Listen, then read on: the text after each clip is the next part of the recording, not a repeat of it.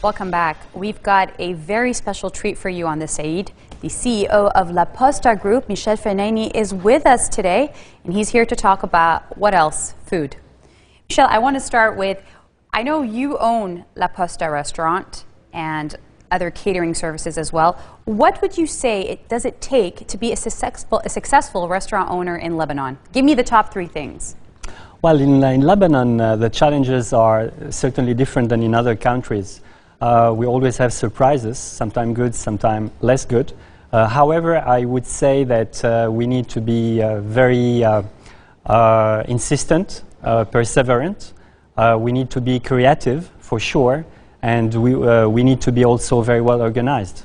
We need a good management, definitely.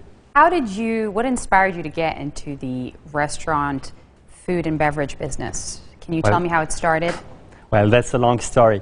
That started when I was a little kid. I used to go every single week, 2 times a week, to a restaurant with my grandparents.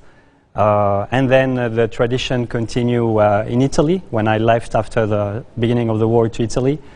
And I used to go with my girlfriend to some very good restaurant with my little saving, but never hesitating to use my saving to really experience fantastic food. And then you came to Lebanon, and the story goes that you started a restaurant business out of necessity, you said. Is that right? Yes, it was a necessity, because when I came back to Lebanon something like 15 years ago, I was suffering not to find the right ingredients, the right mozzarella di bufala, the right prosciutto, the right pasta.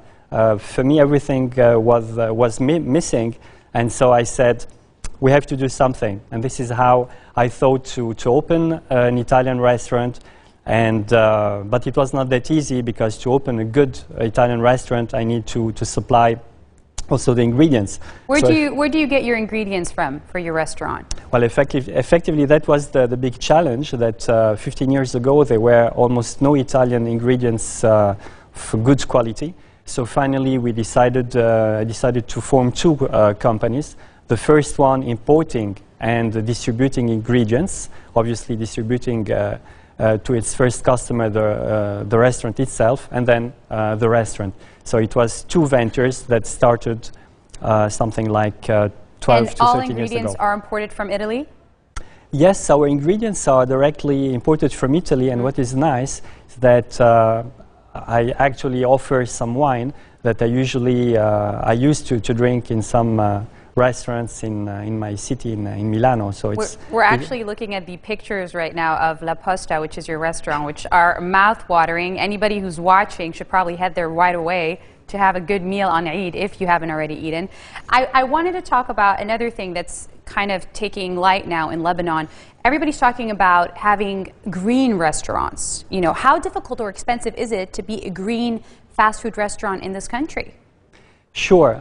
Well, green is not only a trend, it's not only fashion, but I do believe that it's a necessity. However, this necessity cannot start only by a need of the customers, but it needs also a frame. It needs law. And unfortunately, in Lebanon, the frame that we are offering is a frame coming from abroad by extremely reputable companies. However, they're not really regulated by the Lebanese authorities. So to be really green, we have to make some further step in Lebanon. So that's the hope for eventually the future. Other than your restaurant, what's your favorite food joint in this country?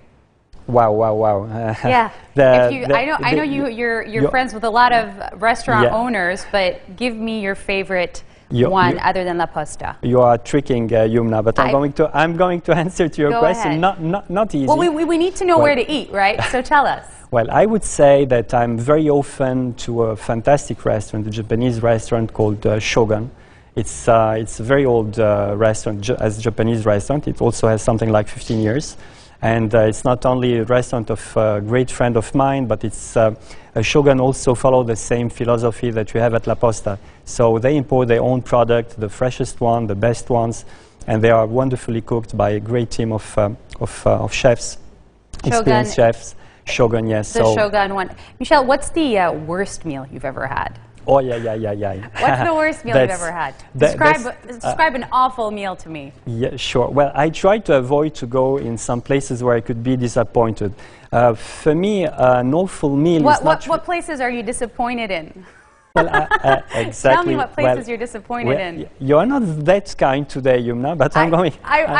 we want to know what places to avoid. It's a legitimate question. Sure. Well, honestly, the places I try to avoid when I want to really be satisfied is some of the most ambitious ones. I mean that when a restaurant has big ambitions, obviously I'm expected to be treated... What restaurant has big ambitions?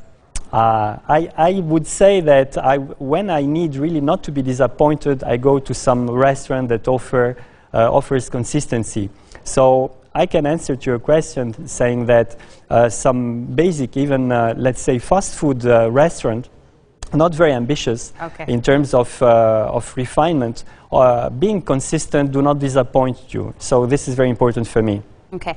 I can't take credit for this question. I saw it on Yelp.com and I liked it, and I'm going to end with this one. If you're scheduled for the electric chair, what's the last meal you order? This is also a very difficult question. Well, I would say that I would be hesitating between a spaghetti al pomodoro and a pizza margherita with a wonderful mozzarella bufala cheese. All right. So I don't know if I can have a meal. Can you ask for a little bit of both? Maybe ask the guard if you exactly before the electric chair. Ask a half. Maybe if I would have to go on the electric chair in Lebanon, and since sometimes some people in Lebanon are corrupted, maybe they would accept to have 2 meals instead of 1. Thank you so much for joining us, Michel. On that note, hopefully everybody's headed to La Posta.